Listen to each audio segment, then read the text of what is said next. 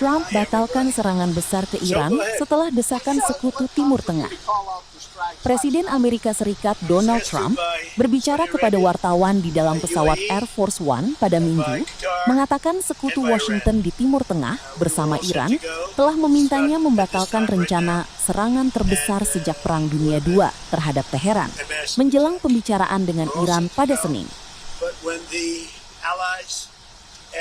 To call it off, you got to sort of say, well, let's see. And the reason they asked is they think there's a deal.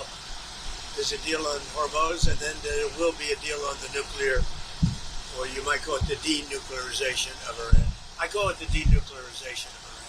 So what should we expect? We're holding it. We'll just see. We can do it anytime we want, but we were asked by the three primary groups. We were also asked by Iran, very strongly actually. They said, we'd like to make a deal. Now, I don't know what they say, because a lot of times they'll say that to me and then they'll go out and say, we don't know what he's talking about. Obviously, they don't want to be attacked. And they knew the extent of the attack because they saw it forming. What happens now? Well, now what we're doing is we're talking to them in the form of a negotiation. It begins tomorrow afternoon, and we'll see if it's true. I'd love to do that, save a lot of lives. Save a lot of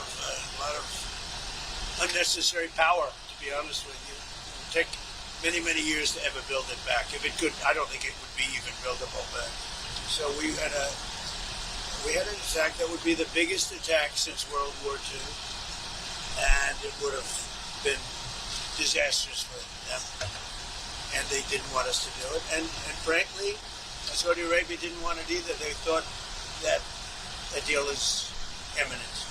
Deadline, sir, and the deal is imminent, having to do with the Hormuz Strait and also ultimately the denuclearization of it.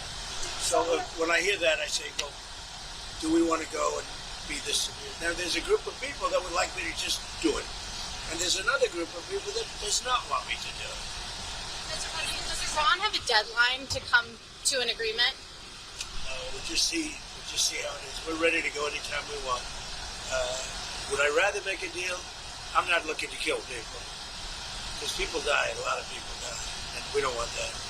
So they asked us, Iran specifically, but the other three said I asked Saudi Arabia, the king, I said, the crown prince, I said, what would you rather do? Would you rather have us do this or not? They said, we would much prefer a deal as opposed to an attack, because you don't know where these attacks lead. I mean, will they be flooded with people pouring into their country and disaster? A lot of bad things can happen. Sir, there's a report that you're moving U.S. troops out of Bahrain and Kuwait. Are troops being moved out of the Middle East?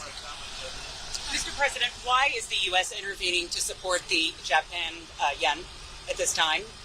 To support the Japanese currency? Because we have a good relationship with Japan. We're very strong, very, very strong financially.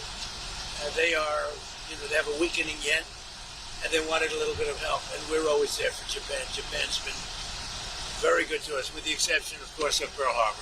Mr. President, what is the U.S. getting out of that arrangement? Financial benefit. Financial benefit. It's also good for the world economy. But we make, like when we did with Argentina, I got criticized, we made $25 billion on that deal. On Venezuela, we make hundreds of billions of dollars. I make good deals. Intel, I made $75 billion for the country. I didn't make for me, I made for the country. Intel, I backed Intel. It's the hottest stock right now on the New York stock, on the various stock exchanges. So we made about $75 to $80 billion. And Japan wanted to, it was really more than anything else, it was a signal of friendship. You said that the anti-weapon and the dollar is doing great. You said the fact is, our country is doing great.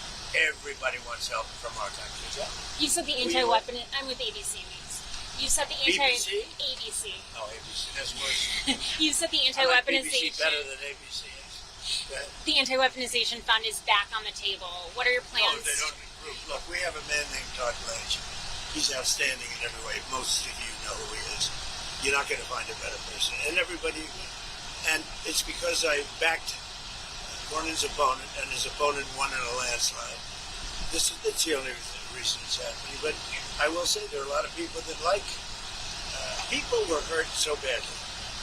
22 suicides, they were destroyed, their families were destroyed, for doing things that honestly has never been an attack on any group of people in this country, in my opinion. Maybe there's one group that was attacked violently and viciously, like these people were attacked. And this would be a reimbursement for the pain that they suffered. A lot of people like it. If they don't approve Todd, I put it back on the table. A lot of people like it. A lot of big supporters of Trump like it.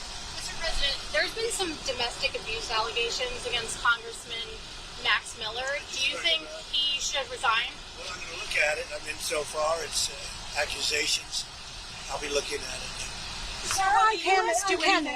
Will the U.S. do anything to address OpenAI and Anthropic's models hacking other systems? We're very much involved in that. We have a big stake in that. So does the world. So we're looking at it. So in Canada, have you decided on a punishment yet for the wildfire smoke? I have.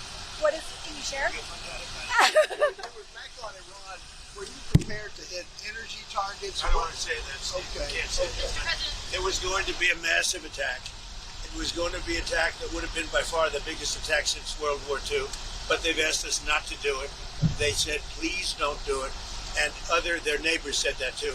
And so we're just going to see whether or not we can make a deal toward the denuclearization. Tomorrow, there's some negotiations, did you say?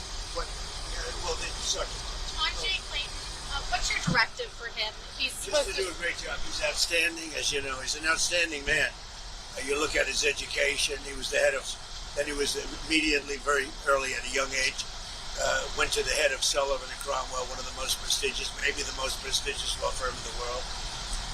He headed up, let's see. I mean, look at the companies. Look at what he did. Oh, by the way, and he was for 4 years, he was a great SEC chairman. Do you want him to continue the initiatives that you had Bill Pulte doing? I want him to do what he wants to do. He's an outstanding person. Everybody wanted him. And he's truly outstanding. When would you Nancy Guthrie, the investigation into her disappearance, now 6 months long, stalled out. Is it time for the FBI to get involved? Well, they are involved to an extent, but as you know, the local community really runs those things. And some people haven't liked the way the local communities run it. They haven't liked the way the sheriffs run it. But we would like to give them the benefit. But we're there anytime they need us. It's a terrible thing. Thank you very much, everybody. Thank you, sir. Thank you. Jelajahi cara baru mendapatkan informasi. Download MetroTV Extend sekarang.